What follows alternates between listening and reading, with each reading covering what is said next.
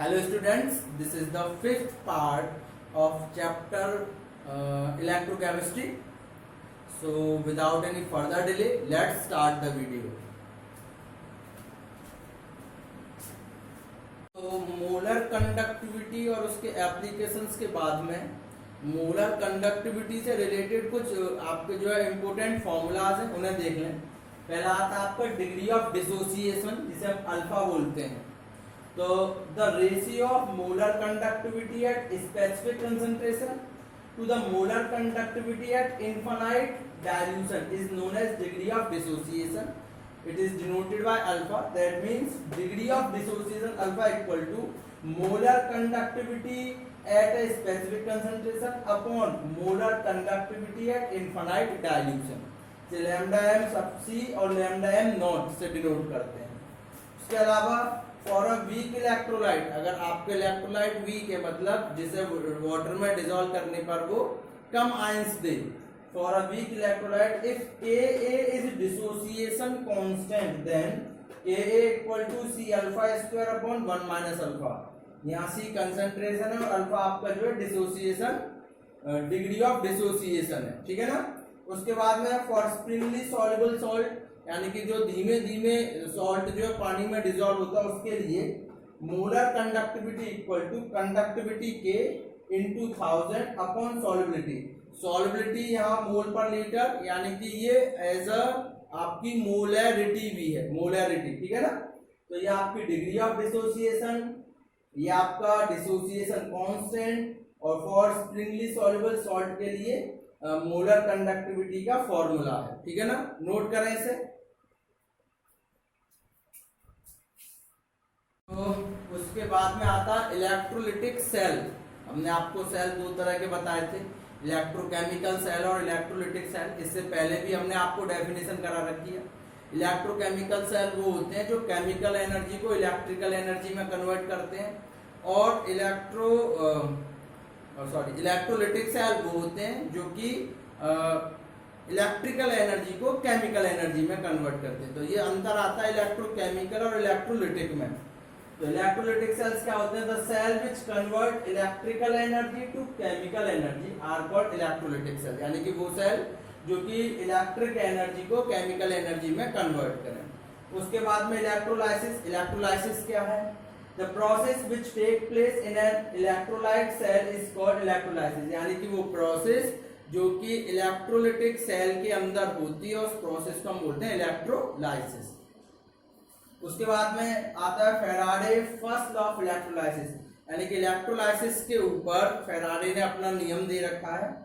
वो नियम है the amount of chemical reaction which occur at any electrode, यानी कि the amount of chemical reaction which occur at any electrode during electrolysis by passing current is proportional to the quantity of electricity passing through the electrolyte, यानी कि किसी भी electrode के अंदर होने वाली केमिकल रिएक्शन का अमाउंट डायरेक्टली प्रोपोर्शनल होता है उस सेल के अंदर पास आउट होने वाले करंट के, यानी कि जितना आप करंट पास आउट करोगे केमिकल रिएक्शन उतनी ही ज्यादा होगी.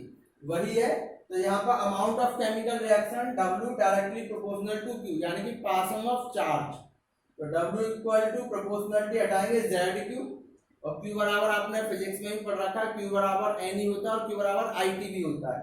तो W equal to Z into I into T. यहाँ क्या, यहाँ पे जो Q है वो है क्वांटिटी ऑफ इलेक्ट्रिसिटी है, चार्ज, I है करंट, T है टाइम, और Z प्रोपोर्शनलिटी कांस्टेंट है, जिसे हम बोलते हैं इलेक्ट्रोकेमिकल इक्विवेलेंट कांस्टेंट. Z है वो है इलेक्ट्रोकेमिकल इक्विवेलेंट कांस्टेंट. ठीक है ना. तो ये आपका Faraday first law of electrolysis है, इंपोर्टेंट है. न्यूमेरिकल भी आते हैं इस पर, इसे नोट करें. सेकंड देखते हैं. सेकंड लॉ आता है Faraday second law of electrolysis.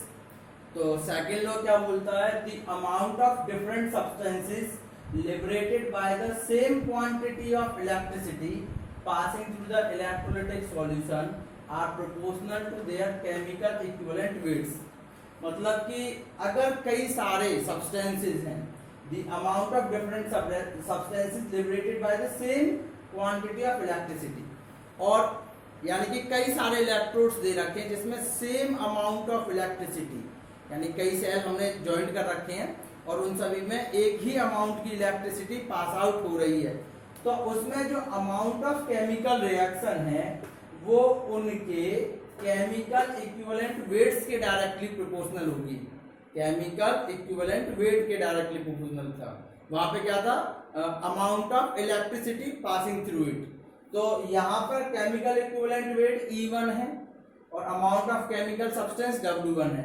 तो W1 upon E1 equal to W2 upon E2 equal to W3 upon E3 and dot dot dot. जितने भी सेल आपस में कनेक्ट कर रखे हैं जिसमें same amount of current pass out हो रहा है, तो उसमें यही फॉर्मूला जो है अप्लाई होगा। उसके बाद सेल की भी डेफिनेशन में करा चुका हूँ, दोबारा से देख लें।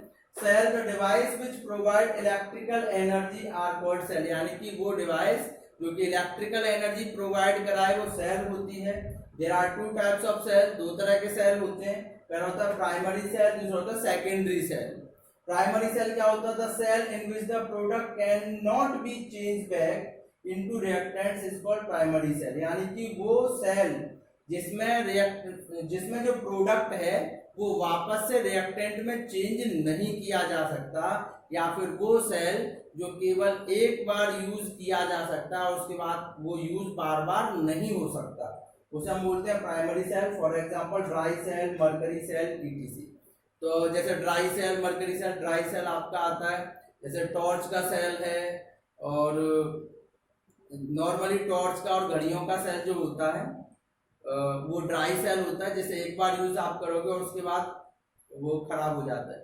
मरकरी सेल जो है छोटी घड़ी में जो बटन सेल जिसे बोलते हैं, जो छोटी घड़ियों में आता है उसे हम जो है मरकरी सेल या बटन सेल बोलते हैं। तो ये ऐसे सेल हैं जो एक बार यूज होते हैं, उन्हें बोलते हैं प्राइमरी सेल। और वो सेल जिसमें जो हम रिएक्टेंट को प्रोडक्ट में और प्रोडक्ट को रिएक्टेंट में चेंज कर सकें वो आपके होते हैं सेकेंडरी सेल। तो इससे रिलेटेड जो है क्वेश्चन आते हैं कि ड्राई सेल के ऊपर आप जो है कुछ डिस्क्रिप्शन दीजिए, या फिर मरकरी सेल का डायग्राम बनाएं और उसके अंदर जो भी केमिकल रिएक्शन है उसको आप जो है डिस्क्राइब करें। तो इस तरह के बोर्ड में क्वेश्चन आते रहते हैं, तो आप पहले से नोट करें। उसके बाद दोनों सेल्स के बारे में जो है ब्रीफली डिस्क्रिप्शन करेंगे, ठीक है, नोट करें इसे।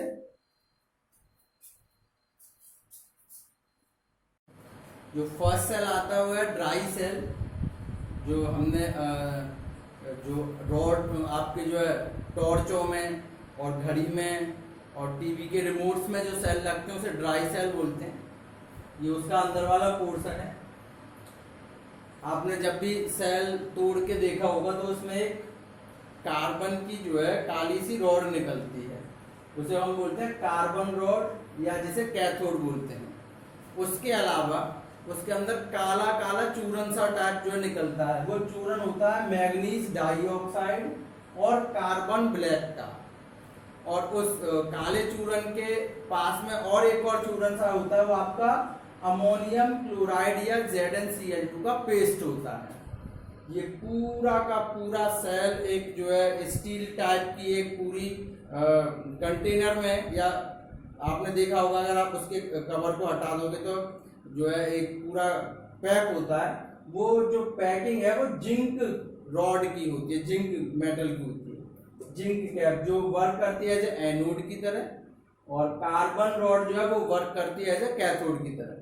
तो होता क्या है वो देखें, it consist a zinc container, यानी कि जिंक का कंटेनर होता है विच एक्ट एज एनोड, जो कि एनोड की तरह बिहेव करता है, and cathode is a carbon rod surrounded by a powder. और जो कार्बन रॉड की जो कैथोड है वो एक पाउडर से सराउंडेड है। पाउडर का है manganese dioxide MnO2 and carbon black, जो पाउडर होता है वो मैग्नीज डाइऑक्साइड और कार्बन ब्लैक पाउडर होता है, ठीक है ना। द स्पेस, और जो बचा हुआ स्पेस है, the space is filled by moist space paste of ammonium chloride and ZnCl2। और जो बचा हुआ जो काले के बाद में जो बचा हुआ उसमें जो है मॉइस्ट आपका जो है अमोनियम क्लोराइड और जिंक क्लोराइड भर देते हैं। तो रिएक्शन कैसे होती है, आपका एक कैथोड है, कैथोड पर आपका हो जाएगा रिडक्शन, जिंक कैप एनोड है उस पर होता है ऑक्सीडेशन, हमने बता रखा एन ऑक्स रेड कैट वही सिस्टम है। तो एनोड पर क्या हुआ, जिंक सॉलिड अपने 2 इलेक्ट्रॉन्स देता है, ठीक है ना, और कैथोड पर वो इलेक्ट्रॉन्स जो है मैग्नीज डाइऑक्साइड और अमोनियम उसे एब्जॉर्ब कर लेते हैं, ठीक है ना, मैग्नीज हाइड्रोक्साइड और अमोनिया गैस रिलीज होती है इसमें। तो जो अमोनिया गैस है भाई, अब आप कहोगे कि रिएक्शन हो रही है और गैस रिलीज हो रही है तो सेल फट जाना चाहिए, तो हो जाता है कभी कभी सेल फूल जाते हैं, लेकिन ज्यादातर ये अमोनिया गैस जो है वो इस जिंक कंटेनर जो Zn2 पॉजिटिव वाले हैं उनके साथ रिएक्शन कर लेती है। Ammonia NH3 produce in a reaction form a complex with Zn2 positive to give Zn या zinc ammonium ion ZnNH3O4 2 positive charge. This cell have potential about 1.5 volt और ये सेल लगभग 1.5 वोल्ट का जो है करंट देता है, and it decrease with time, और जैसे जैसे रिएक्शन होती चलती है और जैसे जैसे समय बीतता जाता है वैसे इसका पोटेंशियल भी कम हो जाता है, और एक ऐसा भी टाइम आता है कि बिल्कुल खत्म हो जाता है, खराब हो जाता है, ठीक है ना। इसका जो स्ट्रक्चर है आप एनसीईआरटी बुक से देखें और भी ज्यादा अच्छा दिखेगा, ये तो जैसा बनाया मैंने बना दिया है, ठीक है ना, नोट करें इसे। उसके बाद में देखते हैं मरकरी सेल या बटन सेल के बारे में, नोट करो इसे। सेकंड आपका आता है मरकरी सेल या बटन सेल, जो घड़ियों में छोटे छोटे सेल लगते हैं। ये है होता क्या है, देखिए, it consist a zinc amalgam as anode, zinc और मरकरी का मिक्सचर, वो तो एज एनोड की तरह वर्किंग करता है।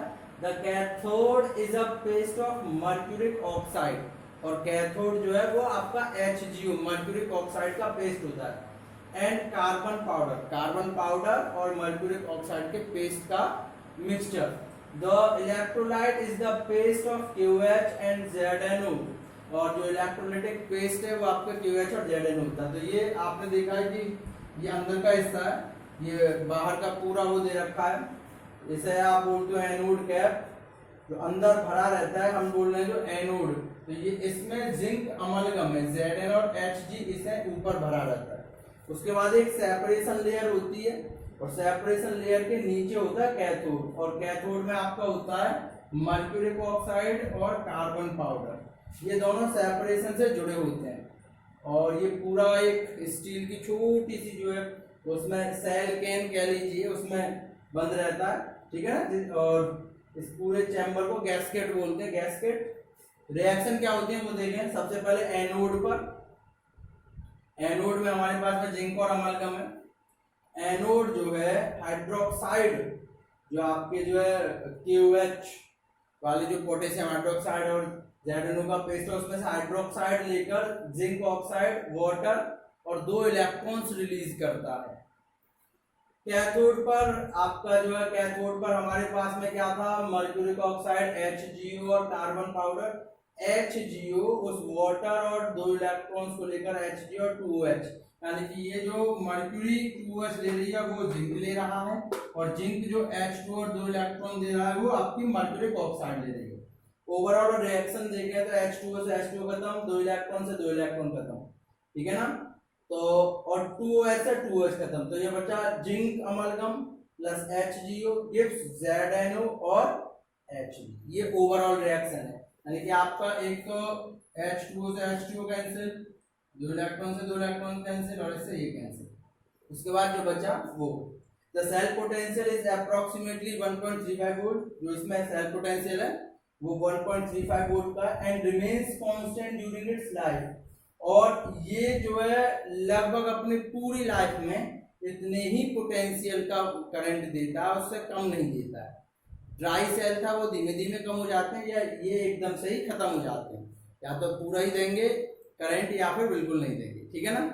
तो आज के लिए इतना ही। आज हमने जो प्राइमरी सेल्स के बारे में डिस्कस किया, नेक्स्ट वीडियो में सेकेंडरी सेल्स के बारे में डिस्कस करेंगे। तो तब तक के लिए गुड बाय।